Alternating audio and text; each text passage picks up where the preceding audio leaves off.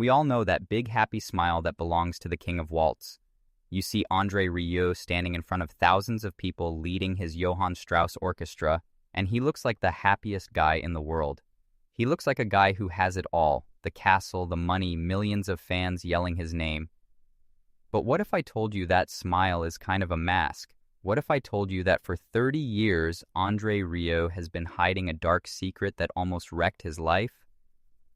While he was making you dance to his music, he was drowning in crazy, huge debt.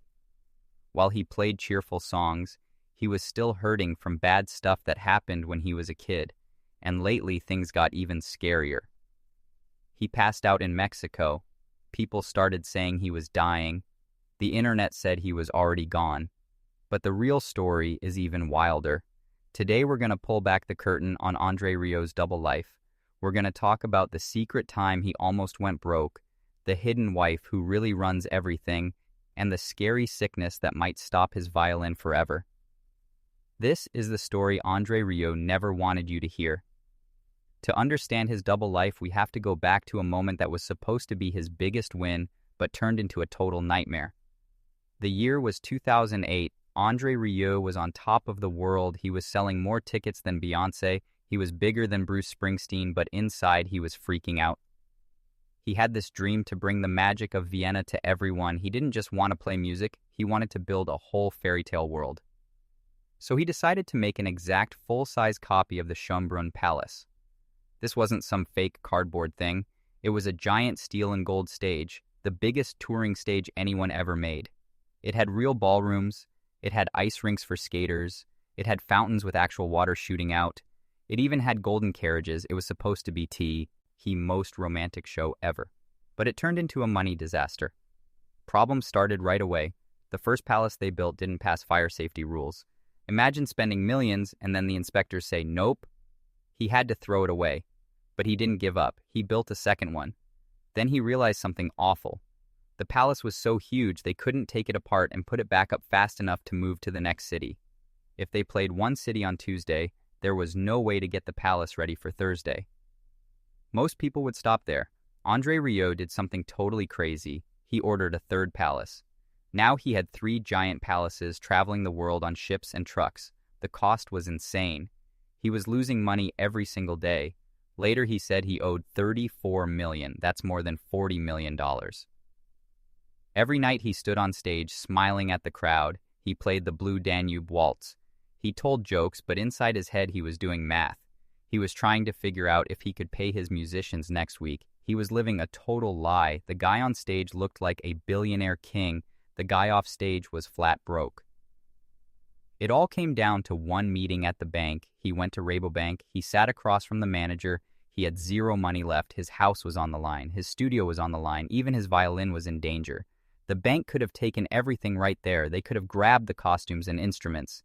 The Johann Strauss orchestra would have been finished that day. But the bank manager looked at the numbers. He looked at the huge debt.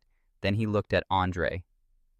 He said something that saved Andre's life. He said, "Mr. Rieu, you owe a ton, but you're the only one who can pay it back. If we shut you down, we get nothing. If we let you keep playing, maybe we get our money." They let him keep touring. Andre Rieu walked out of the bank with his dreams still alive, but now he basically worked for the bank. For years, every ticket he sold went straight to paying off that debt. He performed like a crazy person because he had no choice. He was dancing right on the edge of a cliff, and nobody in the crowd even knew. Where does this crazy drive come from? Why would a guy risk everything for a dream?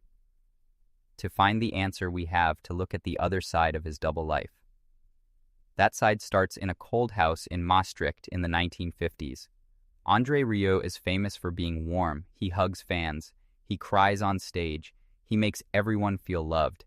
That's because he knows what it feels like to not be loved. He grew up in a house full of music but with almost no hugs or kindness. His dad was a conductor too. He led the Maastricht Symphony Orchestra. He was a super serious and strict guy. Andre has talked openly about this lately. He said his parents were really strict. He said they didn't love him very much. Imagine hearing that from a guy who brings joy to millions of people. He felt like the odd one out in his family. He was the third kid out of 6. He felt invisible. He watched his dad conduct and loved how the bows moved together. But he never felt close to the dad holding the stick. He started playing violin when he was 5. But it wasn't just about the music, it was about finally getting love. His first teacher was a young blonde woman who was 18. Andre fell in love with her. He loved her energy. He loved how she looked at him when he played well. He learned a lesson that shaped his whole life. If I play beautifully, people will love me. That's the motor that keeps his double life running. The little boy who felt ignored by his mom and dad is still inside him. Every time he steps on stage and hears people clap, he's filling that empty spot in his heart. He needs the crowd as much as they need him. He's not just performing, he's begging for the love he missed as a kid. He hated how stuffy his dad's classical music world was. It was snobby. You had to sit super still. You weren't allowed to smile. Andre hated that. He wanted to make people happy. He started playing waltzes in old people's homes. He saw the seniors light up. He saw them dance in their wheelchairs. That was the moment he picked his path. He would go against his dad. He would go against the serious music world. He would become the king of waltz. But Andre Rieu isn't doing this alone. There's another big secret to his success. A secret person. If you think Andre runs the whole business, you're wrong. The real boss behind everything is his wife, Marjorie. They've been married 50 years, but you almost never see her. She skips red carpets. She never does interviews. She hates being photographed. She has her own double life. To the public, she's like a ghost. To the company, she's the boss. Marjorie writes the show scripts. She watches the concerts and tells him what's good and what sucks. Andre calls her his toughest critic and his biggest cheerleader. When he was young and ready to quit, Marjorie told him never to give up. She told him to look at the sun and the shadows would fall behind him. They made a deal. He stands in the lights, she stays in the dark. That way they can have a pretty normal life. But don't get it wrong, the Andre Rieu empire is really just a 2-person team, and now it's a 3-person team. His son Pierre has taken over the business stuff. Pierre is the vice president. He handles all the trucks, lights, and hundreds of workers. Pierre is the realistic one. Andre is the dreamer. Andre wants to spend millions on a castle. Pierre has to figure out how to pay for it. Recently, there was a super emotional moment between dad and son. Pierre lost a ton of weight and got healthy. When Andre saw him, he started crying. It showed how close they are. They're a super tight family. They ECT each other and protect the business from the outside world. But no amount of protection can stop time. Andre Rieu is 75 years old, and lately his body has been sending warning signs he can't ignore. In March 2024, something really scary happened. Andre was on tour in Mexico City. The fans were excited. Tickets were sold out. But Mexico City is super high up, more than 2,000 meters above sea level. The air is thin. It's hard to breathe even for young people.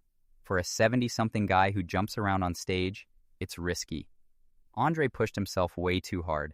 He did 2 shows, then his body just quit. He got a bad flu and high fever, but it was worse than that. He collapsed. He had to cancel the rest of the tour. 4 sold-out concerts, gone.